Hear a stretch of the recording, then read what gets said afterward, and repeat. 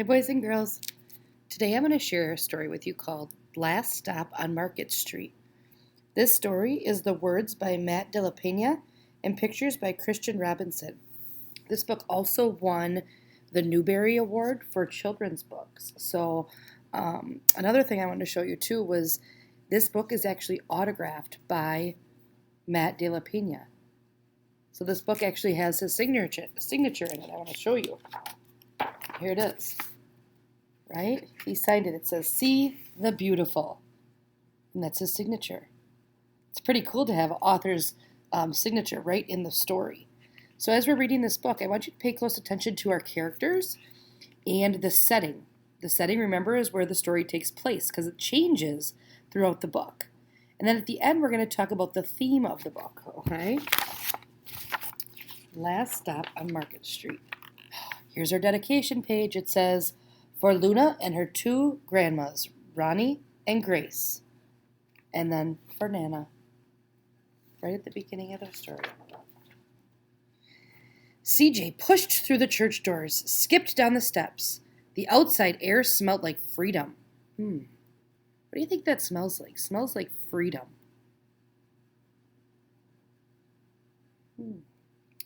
But it also smelled like rain, which freckled CJ's shirt and dripped down his nose.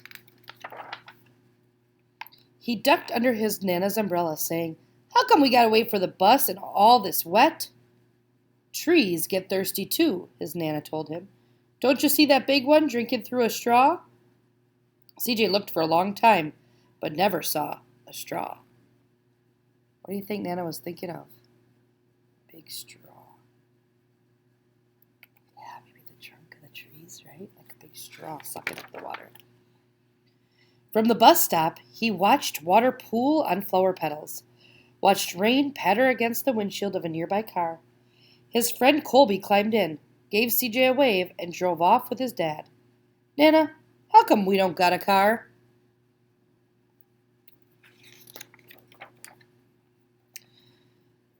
"Boy, we don't need it. What do we need a car for? We got a bus that breathes fire, and old Mr. Dennis who always has a trick for you." The bus creaked to a stop in front of them. It sighed and sagged, and the doors swung open.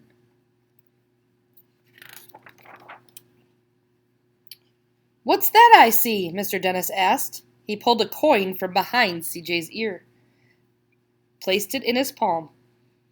Nana laughed her deep laugh and pushed CJ along. They sat right up front. The man across the way was tuning a guitar. An old woman with curlers had butterflies in a jar. Nana gave everyone a great big smile and a good afternoon. She made sure CJ did the same. Where is the setting of our story right now? Where is it taking place? Yeah, on the bus, right? You're sitting on the bus right now. The bus lurched forward and stopped, lurched forward and stopped. Nana hummed as she knit. "How come we always gotta go here after church?" CJ said.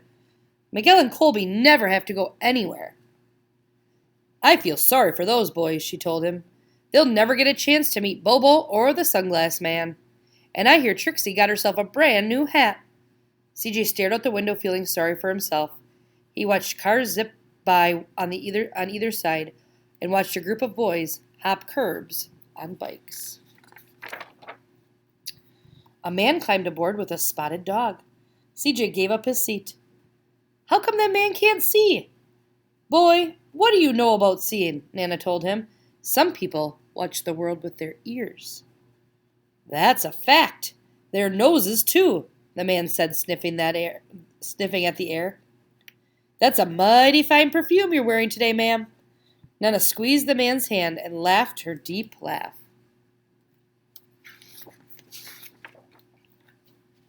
Two older boys got on next. CJ watched as they moved on by and stood in back. "Sure wish I had one of those," he said. Nana set down her knitting. "What for? You got the real live thing sitting across from you. Why don't you ask the man if he'll play us a song?" CJ didn't have to. The guitar player was already plucking strings and beginning to sing. "To feel the magic of music," the blind man whispered, "I like to close my eyes." Nana closed hers too. So did CJ and the spotted dog. And in the darkness, the rhythm lifted CJ out of the bus busy city.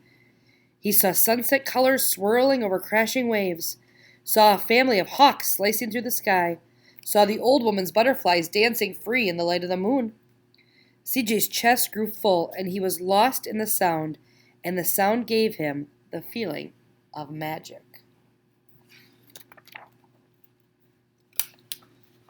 The song ended, and CJ opened his eyes. Everyone on the bus clapped, even the boys in back. Nana glanced at the coin in CJ's palm. CJ dropped it in the man's hat. Last stop on Market Street, Mr. Dennis called.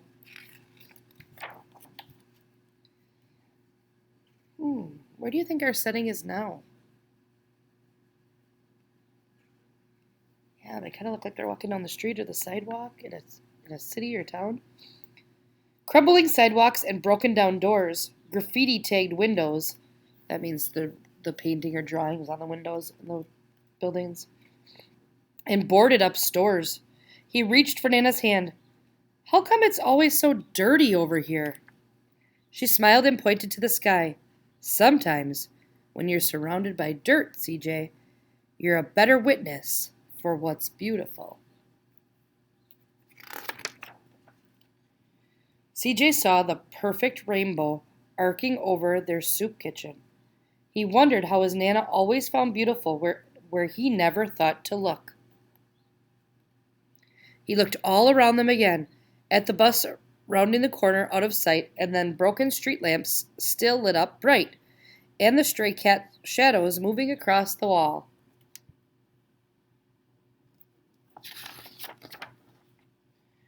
When he spotted their familiar faces in the window, he said, I'm glad we came.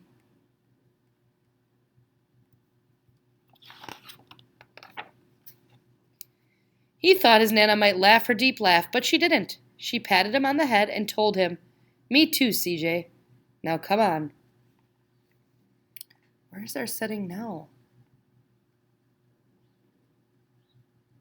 Yeah, it kind of looks like a kitchen, right? It looks like they're serving food to people who need it. The end. So as we talked at the beginning about our setting, it changed throughout our story, right?